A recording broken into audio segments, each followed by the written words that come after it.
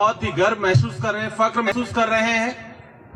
और मैं यहां से एक बात आपसे कहना चाहता हूं कि जब इस धरती पर हम आए हैं और राणा पुंजा भील और आप सबके जरिए इस पूरे के पूरे इलाके को समझने की कोशिश कर रहे हैं, तो ये एक तरीके से ये समझिए कि हम अपने पुरखों की जड़ों से जुड़ने की कोशिश कर रहे हैं। हमारे पुरखों के ऊपर बहुत लंबे समय से हमले होते रहे हैं। राणा पुंजा से लेकर के और पूरी की पूरी जो हमारी विरासत है, जो हमारे आदिवासी नायक हैं, उनके ऊपर लगातार हमले हो रहे हैं। और ऐसे में यहां से एक मैसेज देना बहुत जरूरी है कि ये जो हमले हमारे ऊपर हो रहे हैं, उन हमलों से डरने वाले हम लोग नहीं हैं। हम वो लोग हैं जो इस देश की बुनियाद में शामिल हैं। हम वो लोग हैं जिनकी शुरुआत से इस देश का इतिहास शुरू होता है। कुछ लोगों को लगता है कि हम बीच से आ गए हैं। जयपाल सिंह मुंडा की तस्वीर यहां पर लगी हुई है। जब संविधान सभा की बहस चल रही थी, तो संविधान सभा की बहस के दरमियान कई जगह पर एक जिक्र आया था भारत छोड़ो आंदोलन का। और उस भारत छोड़ो आंदोलन के जिक्र के समय पर जयपाल सिंह मुंडा एक बात कह रहे थे साथियों।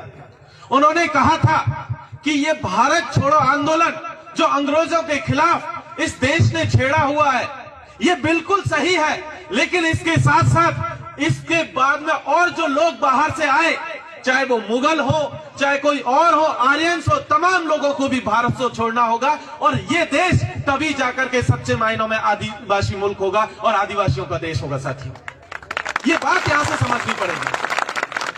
कुछ लोग लगातार हमें इतिहास की किताबों से बेदखल करने की कोशिश कर रहे हैं। कुछ का कहना है कि देश में अंग्रेजी हुकूमत के खिलाफ बगावत जो है 1857 में शुरू हुई थी, लेकिन ये कतई नहीं भूलना चाहिए कि अंग्रेजी हुकूमत के खिलाफ हमारी बगावत जो है 1770 के और 80 के दशक में तिलका मांझी ने भागलपुर और बिहार के डिस्ट्रिक्ट में शुरू की थी। और उनकी तीरों लगे निशानों से उस समय के जो कलेक्टर थे, उनकी मौत हुई थी। और वहां से हमारा इतिहास शुरू होता अंग्रेजी हुकूमत के खिलाफ। ये बिल्कुल नहीं भूलना चाहिए कि किस तरीके से टंटा मामा ने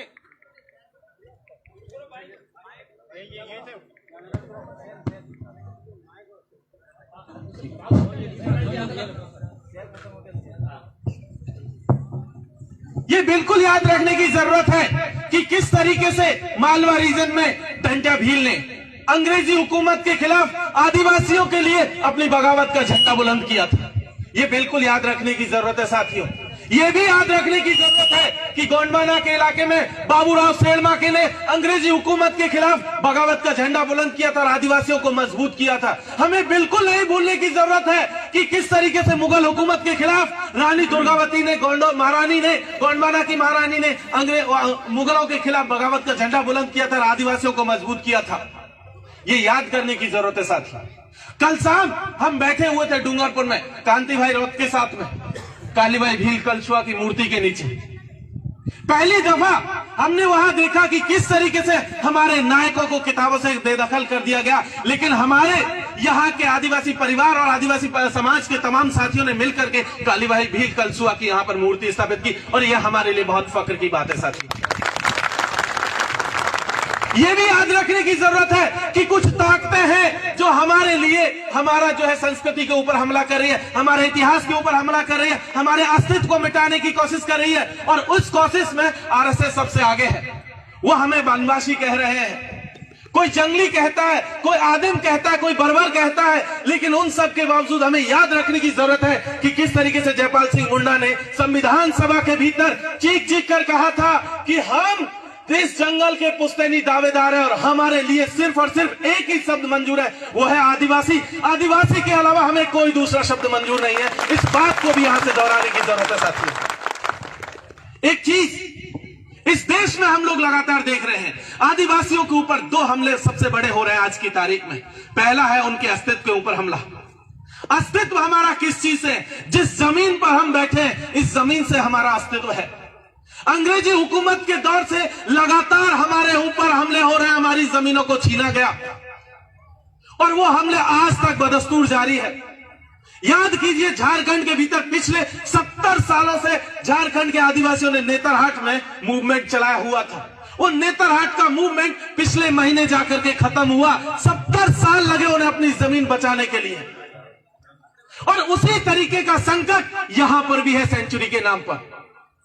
ये याद करने की जरूरत है कि इसी तरीके का एक आंदोलन छत्तीसगढ़ के भीतर सिलगेर के आदिवासियों ने चलाया हुआ है कि किस तरीके से वहां पर आदिवासियों की जमीनों को लगातार छीना जा रहा है। कहा जा रहा है कि यहां पर पुलिस कैंप बनाया जाएगा, लेकिन हम जानते हैं कि ये पुलिस कैंप के नाम पर दरअसल हमारी जमीनों को, हमारे जंगल को, हमारे पहाड़ को, हमारी नदी को ये लोग सुखा करके, जमीन दोज करके यहां पर प्राइवेट कंपनियां लगाना चाहते हैं, उनके लिए मुनाफा देना चाहते हैं ताकि उनका मुनाफा बढ़ता रहे और हमें इस जमीन से खत्म कर दिया जाए। और इस साजिश को भी समझने की जरूरत है।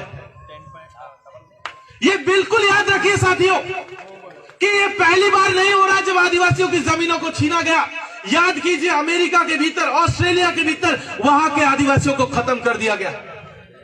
आज की तारीख में आप देखेंगे तो वहां आदिवासी खत्म है। जब वहां पर आप देखें, अफ्रीका के भीतर एक बार कहानी आती है चिनिया अचेवे की। वहां पर हुआ यह था कि जब वहां पर ईसाई गए थे, तो ईसाई जब शुरुआत में गए थे तो उनके हाथ में केवल एक बाइबल थी और आदिवासियों के पास उनकी अपनी जमीनें थी। और जब तक आदिवासियों को उनकी आदिवासियत की समझ विकसित होती, समझ पाते, तब तक आदिवासियों के हाथों में बाइबल थमा दी गई और उनकी जमीनों पर ईसाइयों ने कब्जा कर लिया। सेम सिचुएशन इस देश में हो रहा है और आपके यहां पर हो रहा है। हम जब रास्ते में आ रहे थे तो देख रहे थे कि चर्च बना हुआ है। हमने देखा था उस मोड़ पर एक मंदिर बना हुआ है। ये दरअसल ये चर्च, ये मंदिर हमारी संस्कृति के ऊपर हमला है। इस चीज को भी समझने की जरूरत है। हमारी पहचान को बचाए रखने की जरूरत है साथियों। अगर हमने इस पहचान को नहीं बचाया तो हमारे पास कुछ नहीं बचेगा। अगर हमारी जमीन छीन ली गई तो हमारी संस्कृति खत्म हो जाएगी और जिस दिन संस्कृति खत्म हो गई, ये मान लीजिएगा कि हम साबित नहीं कर पाएंगे कि हम आदिवासी हैं कि नहीं है। वो लगातार हमारी भाषा के ऊपर हमला कर रहे हैं। इस देश में देख लीजिए कि अगले 10 साल में लगभग 170 से ज्यादा भाषाएं खत्म हो जाएंगी। और कौन लोग हैं जो इन भाषाओं को बोलने वाले लोग हैं? वो सिर्फ आदिवासी लोग हैं। जिस दिन भाषा खत्म होगी, आपके कस्टम्स खत्म हो जाएंगे, आपके कस्टमरी लॉज खत्म हो जाएंगे और उसके साथ साथ आपकी परंपराएं खत्म हो जाएंगी, आपका अस्तित्व खत्म हो जाएगा और आप खत्म हो जाएंगे साथियों। और यही हमारे देश की सरकारों में जो लोग बैठे हैं, चाहे कांग्रेस के लोग हो, चाहे बीजेपी के लोग हो, चाहे कोई और तीसरे दल के लोग हो, वो यही साजिश हमारे खिलाफ कर रहे हैं और इस साजिश को भी हमें बेनकाब करने की जरूरत है। कुछ लोग हैं जो इस देश में आदिवासियों को जो है दंगाई बनाने की कोशिश करें, उस बात को समझने की जरूरत है। वो लोग कहते हैं कि बेटा हिंदू धर्म खतरे में है, कोई कहता है इस्लाम खतरे में है, कोई कहता है कि जो है ईसाई खतरे में है, कोई कहता है बुद्धिस्ट खतरे में है। लेकिन एक चीज जान लीजिए साथियों, इनमें से कोई खतरे में नहीं है। सिर्फ और सिर्फ कोई खतरे में है तो आदिवासी खतरे में है। हमें आदिवासियों को बचाने की जरूरत है। वो हमारे बच्चों को दंगाई बनाना चाहते हैं, वो उनके हाथों में त्रिशूल देना चाहते हैं, लेकिन हमें एक चीज जान लेने की जरूरत है कि हम अपने बच्चों को दंगाई नहीं होने देंगे। उनके बेटे तो बीसीसीआई के चेयरमैन बनेंगे, किसी का बेटा मंत्री बनेगा, किसी का बेटा मुख्यमंत्री बनेगा, किसी का बेटा विदेश में जाकर के पढ़ाएगा, किसी का बड़ी कंपनी का मालिक होगा और वो हमारे बच्चों को दंगाई बनाने की कोशिश कर रहे हैं। हमें इस साजिश को भी बेनकाब करने की जरूरत है। हम अपने बच्चों को दंगाई होने से रोकने की जरूरत है। हम अपने बच्चों को आदिवासी समाज, उसकी संस्कृति और उसका इतिहास बताने की जरूरत है। एक चीज याद रखिएगा साथी कि ये जिस तरीके का हमला है, उस हमले में ये चीज याद रखिएगा कि कोई भी भाई हमारा पीछे छूट ना जाए, कोई भी बहन हमारी पीछे छूट ना जाए। आदिवासियों की सबसे बड़ी खूबसूरती एक ही चीज है, सामूहिकता। वो सबको साथ में लेकर के आगे बढ़ने की परंपरा को लेकर के आगे बढ़ते रहे हैं।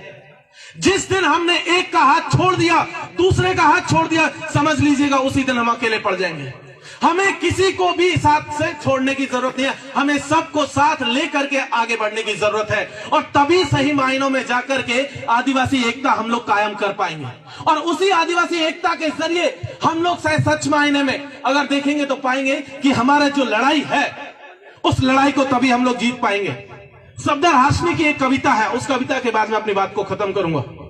पढ़ना लिखना सीखो ओ मेहनत करने वालों, पढ़ना लिखना सीखो ओ भूख से मरने वालों, कै खे गे घे को पहचानो, अलिफ को पढ़ना सीखो, ए आई को हथियार बनाकर लड़ना सीखो।